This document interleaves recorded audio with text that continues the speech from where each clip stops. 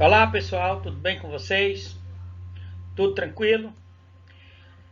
Meus amigos, hoje eu vou fazer uma revisão de conteúdo e vamos fazer a correção do TD. Lembrando vocês que a avaliação é do capítulo 3 e do capítulo 4 e só da parte que eu trabalhei com vocês. Então eu acho que vai ser boa a prova vai ser fácil. Acredito eu que vocês estão estudando e vamos por aí. Começar. Bem, gente, eu perguntei no TD para vocês explicar o que foi a Guerra Fria. Então tem assim, explica o que foi a Guerra Fria. Então vamos nós. A Guerra Fria, vocês devem ter resolvido, ter lido, ter feito uma pequena modificação, né? Um resumozinho. Mas a Guerra Fria, ela foi uma guerra ideológica. Ela foi uma guerra de poder entre Estados Unidos e União Soviética, certo? Essa Guerra Fria, ela mostrava poder de superioridade, né, entre essas duas nações. E aí eu coloquei o seguinte: período em que se iniciou após o término da Segunda Guerra Mundial, 1945, e perdurou até a dissolução da União Soviética em 1991. Né? A União Soviética, quando o muro de Berlim caiu, então a parte social, né, e a parte capitalista, né, deixou de existir. A Alemanha, né, se tornou unificada. Durante esse período, duas potências mundiais, ou superpotência, como era chamada, porque tinha o poder militar e o poder bélico, né, disputava a hegemonia, ou seja, a supremacia, a predominância mundial. Os Estados Unidos, líder do chamado mundo capitalista, e a União Soviética, líder do chamado mundo socialista, ou países com economia planificada. Essa economia era centralizada no poder do governo. O governo era que comandava.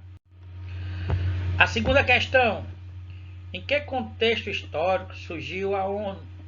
E qual o objetivo principal de sua criação? Né?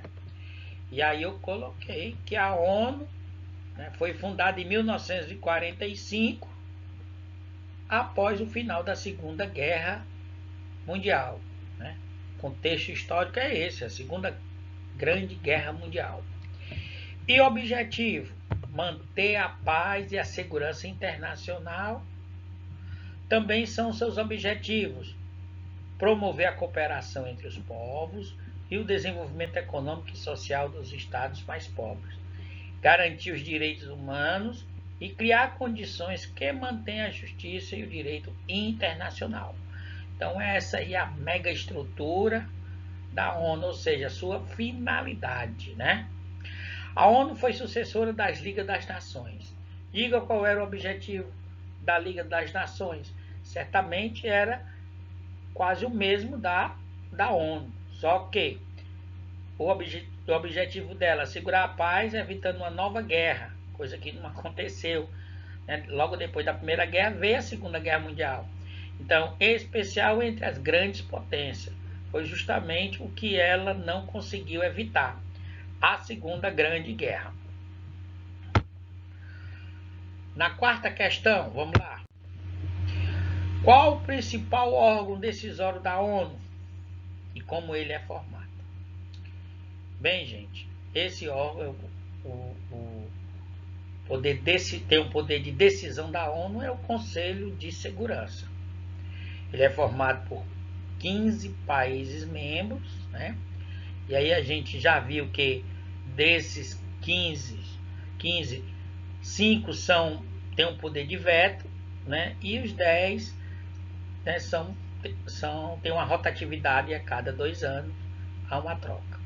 Então vamos lá. O principal órgão decisório da ONU é o Conselho de Segurança, que é formado por 15 membros.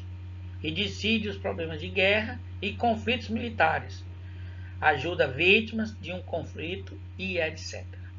Né? Quinta questão. Explique o que é poder de veto e quais são os países que têm esse poder. O poder de veto é uma prerrogativa, ou seja, o direito que tem os 5 membros permanentes do Conselho de Segurança da ONU, que consiste em poder vetar, ou seja, proibir, impedir qualquer resolução, mesmo que os demais membros do órgão aprovem. Ou seja, um país é contra uma decisão, então essa decisão não vai ser aprovada, certo? Esse é o poder de veto.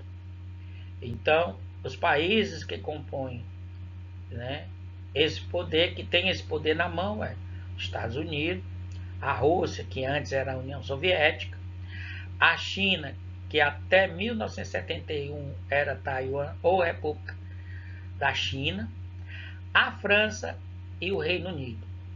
Gente, vou alertar para vocês que essas questões, esses conteúdos vão estar na prova, certo? Presta atenção. Sexta questão. Sigla bastante conhecida no mundo contemporâneo, o UNICEF integra a Organização das Nações Unidas. E seu trabalho está voltado para quê? Está voltado para a infância, né? Ele aí é que tem uns projetos de infância e procura, né, amenizar também o sofrimento das crianças nos países pobres. Né? Também atua no processo de educação também das crianças e etc. A sétima questão. O Conselho de Segurança da ONU é um órgão decisivo da estrutura da ONU. A gente já viu isso aí. Justamente por tratar de questões que afetam a segurança e a paz internacionais, hoje o Conselho é formado por 15 membros temporários e por 5 membros permanentes, que têm o direito a veto. Assinale a opção que identifica corretamente os estados a que pertencem os membros permanentes do referido Conselho. A gente já citou na outra questão. Eu acredito que todos acertaram, né? Estados Unidos, a Rússia, a China, o Reino Unido e França. Tá uma água nesse QTzinho. Tô vendo aqui que tá beleza. Eu quero é ver a nota de vocês tudinho com 9, 10, né? Vai ser show. Eu gosto é assim. Então vamos lá.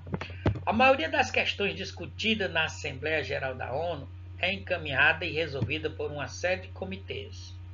As recomendações elaboradas por esses comitês são aprovadas ou rejeitadas por... E aí nós temos comitês que possuem maior poder político? Nada. A votação entre os países membros com a maior economia? Não, porque são 15 países e aí não tem entre os países membros com maior economia, não, são todos, são o poder, 15 países e 5 com poder de veto. Esse é o Conselho de Segurança da ONU. E o item C, a resolução dos países membros mediante a votação. É claro, já falei anteriormente, né? Quando chega no poder de veto, se um negar, pronto, não foi aprovado, né, o processo, etc. E D, um único líder, né? De jeito nenhum. Para frente. A nona questão. O principal objetivo do Conselho de Segurança é solucionar de forma pacífica os conflitos que ocorrem no mundo, usando como instrumento de ação a negociação, a mediação e as decisões judiciais. O poder de segurança da ONU, ele vai analisar cada caso, né? Tentar negociar, fazer mediações de conflitos e até as decisões judiciais, ok? Beleza aí. E a 10ª questão, acredito que todos acertaram. A organização que tem entre seus objetivos a elevação do nível de vida da população rural e o crescimento da economia mundial, né? A FAO. Aí a gente vê o seguinte, que lá no livro a gente encontra, né, um expressivo conteúdo que fala sobre a FAO, né, com relação à agricultura, à produção, né, o incentivo agrícola e etc. Algumas empresas aqui no Brasil, e até mesmo no Ceará, né, têm projetos da FAO. Né.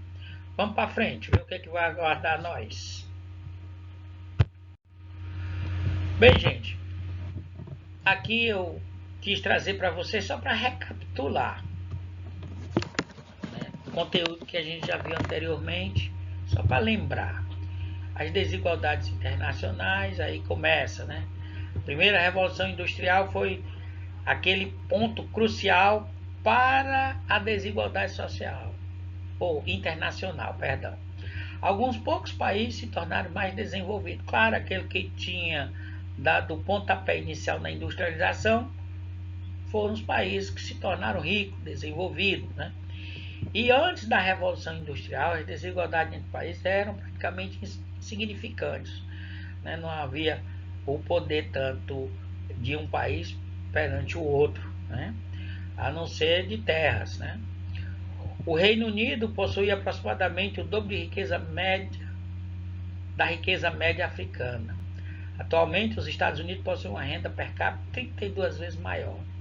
Então aí a gente vê o seguinte, a disparidade muito grande, né, que o Reino Unido era uma grande potência, né, tinha pouco mais, um dobro, né, da média africana, enquanto os Estados Unidos hoje tem 32 vezes, a renda per capita 32 vezes maior, né, uma discrepância muito grande em relação até mesmo aos países da África e alguns países também da América Latina. Com a industrialização, a Europa reforçou sua posição de centro do mundo. Aí vem o eurocentrismo, onde a Europa começa a se destacar, né? Já iniciada com a expansão marítima e comercial. Isso do tempo das grandes navegações, né? E o controle sobre algumas colônias, principalmente na América Latina. Aí vem a primeira revolução industrial. Quero lembrar mais uma vez aos meus queridos colegas de trabalho, né, que esses conteúdos estarão na nossa avaliação. Preste atenção. Todo cuidado é pouco. A primeira revolução industrial inicia no século XVIII na Inglaterra, né? Nesse período o Reino Unido era a principal potência, predominava a máquina a vapor e a indústria têxtil, né? A máquina de tear, né, de fazer tecido, era um dos símbolos, né, dessa revolução. A fonte de energia utilizada era o carvão mineral, certo? E quase não existiam grandes empresas, apenas a têxtil, né? Vamos para frente. A segunda revolução industrial, essa aí já foi um pouco mais complexa, né? A partir do século XIX, a partir do final do século XIX, ela foi surgindo. Os Estados Unidos se tornam a principal potência mundial, além dos países da Europa e o Japão, tem que lembrar bem, certo? A expansão da eletricidade e a invenção dos motores elétricos, isso aí também é uma característica importante. Apareceu o desenvolvimento de grandes empresas, como automobilísticas, siderúrgicas e etc. A substituição do carvão mineral pelo petróleo foi crucial para o desenvolvimento das empresas e as indústrias. A siderúrgica, metalúrgica, petroquímica, né, do combustível, e automobilística se tornaram mais importantes na segunda revolução industrial. Vamos prosseguir. Já a terceira revolução industrial é uma revolução muito complexa em termos de tecnologia. Ela também é chamada de revolução tecnocientífica e informacional.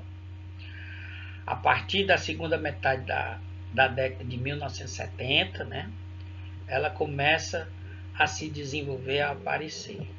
E as suas atividades mais importantes são a informática, a robótica, telecomunicações, a biotecnologia e a engenharia genética. Aí vem a Organização das Nações Unidas, só para recordar vocês. fundada em 24 de outubro de 1945, né? Depois da Segunda Guerra Mundial. Substituiu as Ligas das Nações, né? Que vocês já viram o objetivo dela. Foi extinta em abril de 1946. Né? Inicialmente formada por 51 países a ONU. Hoje ela possui mais de 192 nações, né, que são componentes da ONU. E para melhor dizer, o nosso Brasil é um dos membros fundadores da ONU. E aí vem a estrutura da ONU, que vocês têm que atentar aí, dar uma lidazinha. Assembleia Geral, Conselho de Segurança, Conselho de Tutela, Secretariado e a Corte Internacional de Justiça.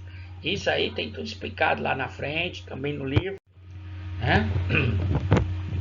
As agências especializadas em assuntos cruciais para a humanidade. E aí nós temos a FAO, Organização das Nações Unidas para a Alimentação e Agricultura, a OIT, que é a Organização Internacional do Trabalho, mantém algumas regras, né, para os trabalhos. Uma muito atuante, a Organização Mundial da Saúde, que hoje vem trabalhando, né, com esse coronavírus, essa pandemia mundial, e a OMC vem tentando normalizar a situação, né? Mas aí é o caso, tem que cumprir as determinações do Ministério da Saúde, tanto os governadores, os presidentes e etc. A Unesco, que é a Organização das Nações Unidas para a Educação, Ciência e Cultura, e o Fundo Monetário Internacional, juntamente com o Banco Mundial. A Assembleia Geral é órgão deliberativo para o qual todos os países membros enviam um representante oficial que participa dos debates e liberações. Alguns conflitos internacionais de ordem política, de ordem econômica, né, é resolvido dentro da Assembleia Geral. A Corte Internacional de Justiça, principal órgão judiciário da ONU, tem sua sede na cidade de Haia, nos Países Baixos, ou seja, na Holanda. Também é muito importante pela sua atuação. O secretariado, formado por um secretário-geral e milhares de funcionários procedentes de vários estados nacionais, é incumbido da execução das tarefas diárias da organização dentro e fora da sede da ONU, né? Bastante atuante. E aí, meus amigos, termina nossa pequena revisão, certo? E aí tem uma agenda, eu não coloquei atividade de casa para vocês fazerem trabalho, mas eu deixei aí para vocês estudar os conteúdos para as avaliações. Não só da geografia, mas da matemática, que é importante, português e etc. Tem aí mais um avisozinho aí sobre o coronavírus, para vocês se cuidarem, que é importante. É importante, gente, é muito importante a gente não sair de casa, a gente evitar contato com as pessoas, principalmente as pessoas que têm algum processo inflamatório, caso de gripe, de tosse, de febre, etc. Certo? Se cuidem, estudem, boa sorte nas avaliações, certo? Então, estamos aí. Qualquer coisa, um grande abraço para vocês. Até a próxima.